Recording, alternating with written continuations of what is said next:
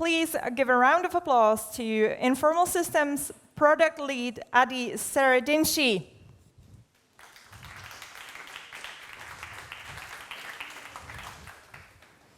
Thank you. Thank you. Okay, how is everyone's energy? We only have a precious few hours left from the conference, so I will talk to you in this presentation about Comet BFT. This is the team that I am part of since a few months ago. And for those of you who do not know, Comet BFT is a fork and a successor to Tendermint Core. This is the base layer or the foundation for all applications built on Cosmos SDK. So the way they're structured is you have Comet, then you have SDK, and then you have the application code, roughly speaking. We're going to go into those kind of details further. And what my purpose would be is I would like to share with you the optimism from the Comet team, so how we're thinking about things, and offer an early vision from the point of view of this rather low-level or infrastructural part of Cosmos networks. Before we go into all of those good parts about optimism and thinking about vision, not optimism stack, just optimism as a spirit, I want to start in a slightly different place, which would be with frogs. So some of you might be aware of this analogy or a metaphor of boiling frogs. So the story is that if you simply take a frog who is like alive and well, and you put it in a pot of water, and then you slowly warm up the water, the frog will not even know what is happening. It's simply going to boil alive, actually. I haven't tested this. I think it's actually a myth, so I haven't heard the frog trying to experiment with this and trying to validate whether it's true or not. I think it is a myth, but it serves as an interesting metaphor for humans and how sometimes we may find it difficult to notice the environment around us changing for the worse. And we're kind of incapable maybe to react to environmental changes, and then just kind of getting worse and worse. I'm actually using it not for the purpose of saying that things are getting worse, but I want to pitch to you the idea that we might sometimes experience what is the reverse of a boiling frog syndrome. So this is a frog that is kind of happy, go around, nothing is happening to it, but sometimes the ecosystem around it or the context around it, actually it's improving slowly by slowly, and the frog is not actually really understanding that. It's finding it difficult to appreciate the value that is being created, the growth around it, and so on. And I think sometimes this can happen also to part of our community. So it's not always easy to appreciate when things are improving, unless those things are improving in like amazing ways. And I think things are improving, but they're improving in a very slow manner, and they're growing. And I have a very optimistic view about the ecosystem. I will not share that with like pure facts or evidence of data. I will try to provide to you a couple of stories or anecdotes from my personal experience in the ecosystem, in particular in the context of the Comet BFT project. And this brings me to the roadmap for the rest of the talk. So I will share with you two stories. One is about the origins of the Comet BFT project, and the second story is about forks of Tendermint Core or forks of Comet BFT. So these are two personal stories, and then we will have one last part, which is kind of like an early vision. It's very early for Comet, actually, because the software it's quite new. And let's start then with the origins of Comet BFT. Like I said in the first slide, in order to talk about Comet, we need to first understand Tendermint Core, because Comet is a fork of that. And the thing about Tendermint Core is that it exists for quite a long time. It's a foundational piece of Cosmos ecosystem. And many things have been happening with it, and then at some point, Comet BFT appeared. So in the interest of transparency, since some of us have gaps in the understanding of where does Comet come from, where the Tendermint Core went, I will try to share what is my understanding of the origins of Comet BFT and try to fill a bit the gaps in our collective understanding. In my view, to understand the origins of Comet BFT, we need to go back to 2020. So I have here just a snapshot from a YouTube video, And in the video, there is, so the video is from December 2020. And around that time, there was this big event in the interchain or in Cosmos, and it was called Interchain Conversations. And there were many of the people that are here today as well. Among them, there was Dave. He was an engineer, co-founder of Sika Validators. They were doing other stuff. They were not doing osmosis back then. But the point is that Dave and Sunny, these brilliant engineers who were working on various pieces of the public goods in Cosmos back then, they came up with the idea of ABCI++. So this was throughout 2020, roughly speaking. And at the end of 2020, they opened an RFC in the Tendermint repo. And I'm telling you all of this because I think the seed or the moment when Comet BFT was planted was back then. Again, this is just my personal opinion, and it's how I think about the origins of Comet. The purpose of Dave and Sunny with proposing ABCI++ in RFC 13 was they wanted to innovate. Just like today, in 2020, they were thinking about what are the limitations of the current stack and how are they going to provide more power to applications. And one of the limitations was in Tendermint core, and that limitation was called ABCI, and they wanted to extend it and provide kind of innovative a building block or innovative power to applications. And that was ABCI++, and that was in 2020. Like I said, I consider that the moment of planting the seed of Comet BFT. What happened with ABCI++ throughout the years was, after the planting time, there was 2 years of research and development, 2021 and 2022. And here we are today in 2023, and maybe it's not really clear where we are, and that's what I'm trying to answer. To expand a bit on that timeline, I'm providing here kind of the years, how they passed, and what I said was RFC 13, the seed, when Comet BFT was planted. And then we don't exactly have research and development, we have something more like a roller coaster. And this is from the perspective of the team that were developing Tendermint core, because a long list of complicated situations led the team to change organizations several times, led to several software versions to be retracted, and it was very difficult to evolve this building block. This was, you could argue, part of it because the queen of the prom at that point was IBC actually. So Tendermint was kind of considered, okay, it's a solved problem, let's look at other things, let's look at IBC, let's ship IBC, and that actually happened, and it was quite successful in my opinion. But Tendermint, I think, was one of the things that suffered a bit as a consequence. So this roller coaster led to what I call the low point as part of the lifetime of Tendermint core. That was at the end of 2022, just 6 months ago, roughly speaking, when the repository ended up in something like the opposite state to where Dave and Sunny wanted to bring it. So Dave and Sunny, recall, they wanted innovations, they wanted applications to have more power and to control a bit more from the point of view of Comet. But the repository was actually frozen. So we go from a point where, hey, let's give more power to application developers to a point where it's frozen. You cannot even develop it anymore. And that was at the end of 2022. That was also when I was preparing to join the team. And yeah, roughly speaking, my experience was pretty intense because it was a bit compounded by a couple of other things. The team was also very new. So as many of you probably know who are software engineers, when you add engineers to a software project, you're actually slowing it down. You're not actually accelerating. So the team found it very difficult to restart development after the Tendermint repository became frozen. The repository, we were also trying to figure out how is it going to be funded throughout 2023. Some of you might also know that funding public goods it's not just an easy peasy.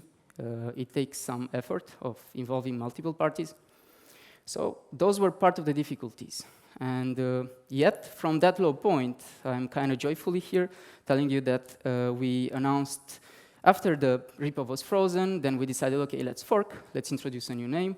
And that's what we did. And then we introduced Comet BFT in roughly 1 month later, at the beginning of February. Yeah, Comet BFT was the name we landed on. A mere month later, we released ABCI V1, which is a first part of ABCI++ that was proposed in 2020. And just a month ago, we released the alpha version of ABCI V2, which is the second part of ABCI++.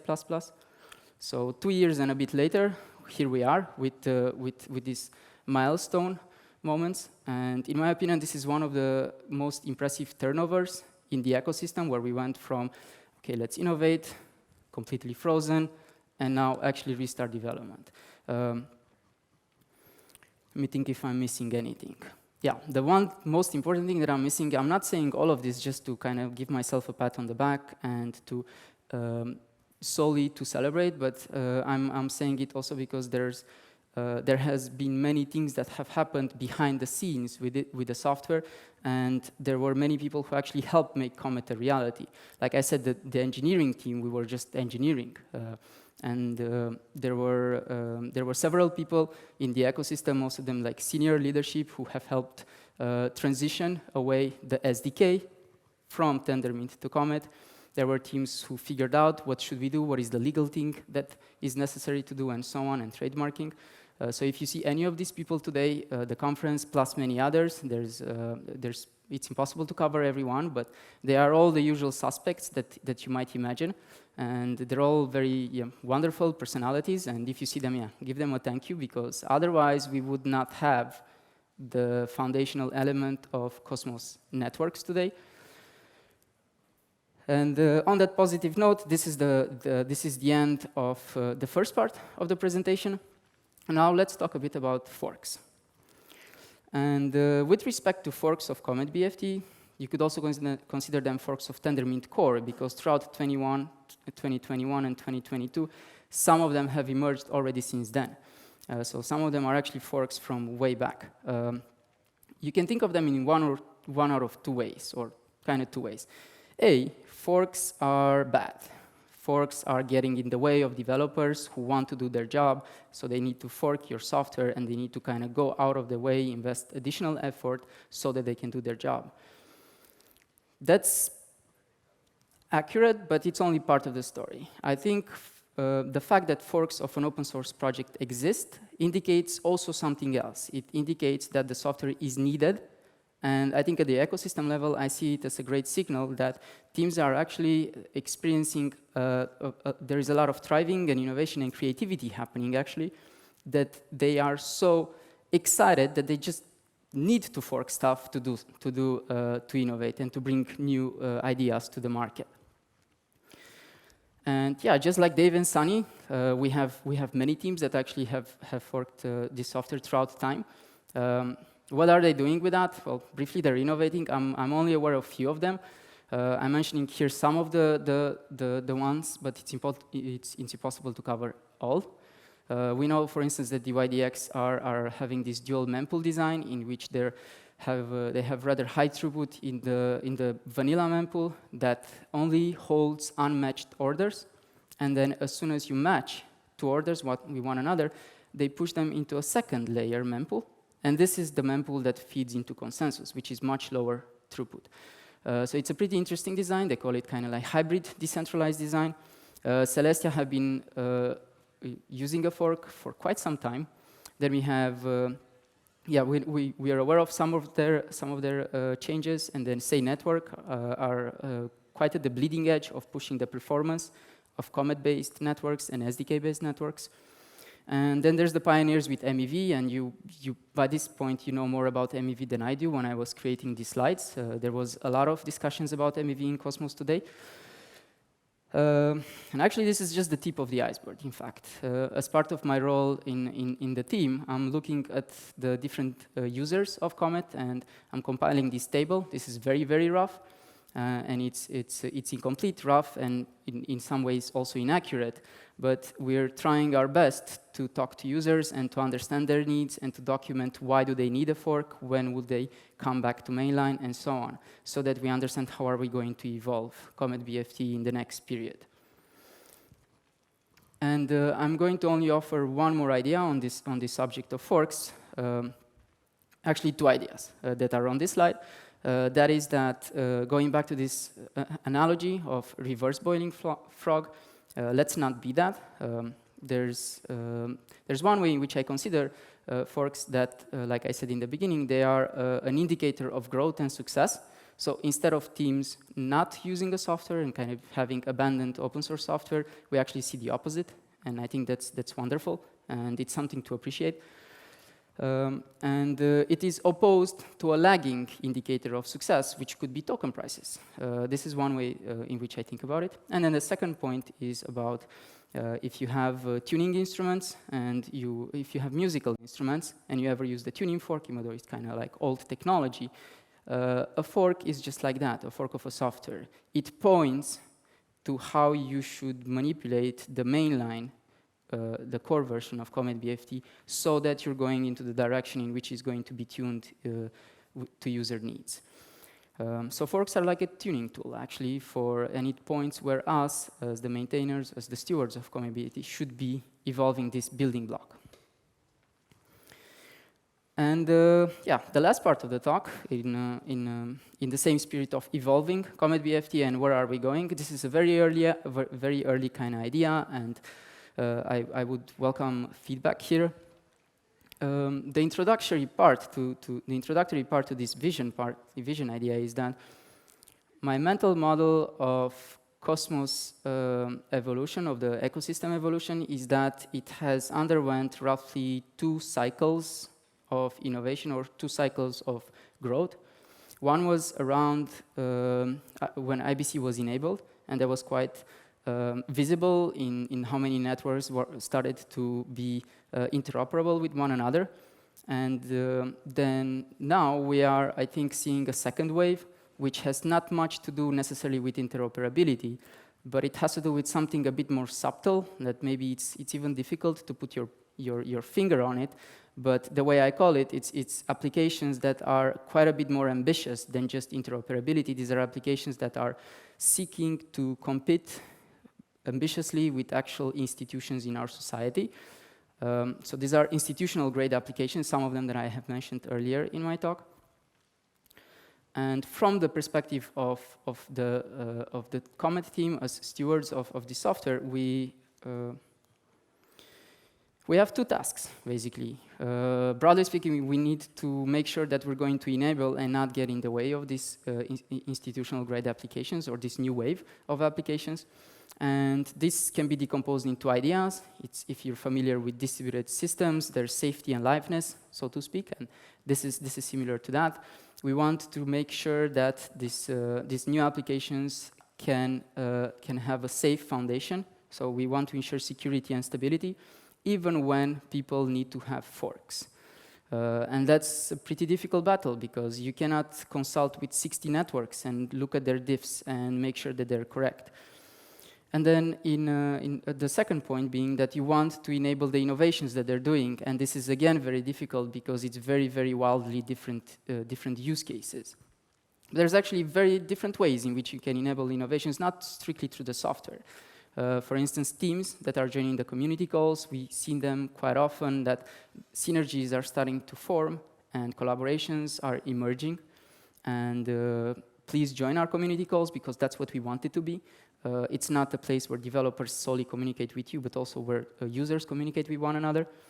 Then the second idea of enabling innovations is that, like I said, there's already people who have forked teams, and they went ahead and they did pretty amazing things. And now what we want is to bring those innovations into mainline and act as a router of those innovations so that other users can also adopt them later. And then the third and last idea is more strictly about the software. That again, if there's many users and they all want to use Comet, then it would be necessary that the software goes into a direction of higher and higher modularity. And the message that I'm trying to convey is, come talk to us, because we want to have your back. We want to be there and help you. And the final image that I want to leave you with is that Comet is actually not really anything unless users have their own saying in how it is used. So the way I imagine in 1 or 2 years from now is that teams have their own idea about what Comet should be, and they have a small mainline development on the mainline version of Comet. So we would have maybe sometimes even closed source versions of it, because if you want to actually innovate and secure adoption and enable these institutional grade applications, we cannot just use cookie cutter techniques where everyone is using the same vanilla building block. I don't think it's realistic. So I think teams will need actually to have forks. It just takes quite a lot of collaboration and a lot of thinking on how that can be done in a safe way. And we want teams to feel encouraged and to feel like they own Comet. They own the software and they own the version that they're building or the version that they're using in practice. So I can imagine Mechatech and Skip and all of these other teams that they would have their own version of what they think Comet is, and that is what it serves their needs. And at the same time, they shouldn't feel burdened by maintaining that. It should be a small delta that is strictly only for their use case. And yeah, that's it. Please, don't hesitate to follow us on Twitter. We're pretty active actually with the Comet BFT handle. Give it a start to our GitHub repo, where, like I said, the repo is like 6 months old, maybe 5 months old, so it's pretty new. And you probably saw Ali's workshop. Talk to him. He's our DevRel, doing great stuff if you want to learn more about ABCI++ or you have other needs. And I would be glad to take any questions. I think there's 4 minutes, if there are any questions.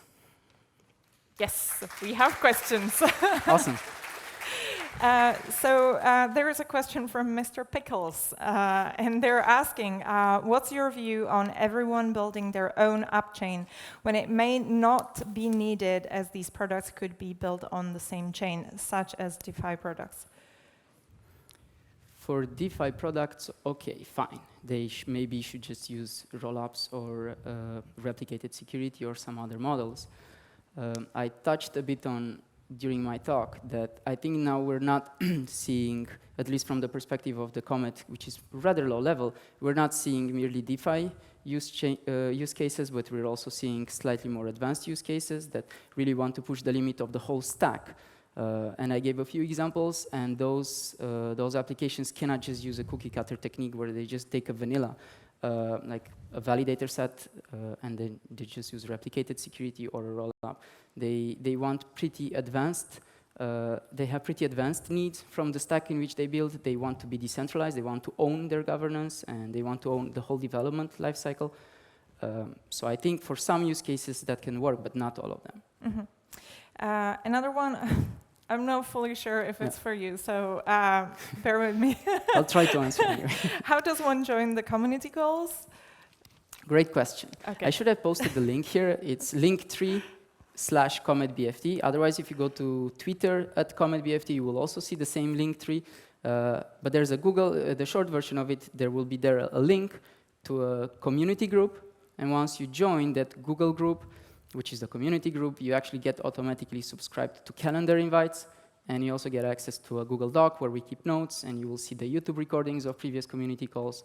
And you'll see the emails of the other community members, and you can interact with them in general.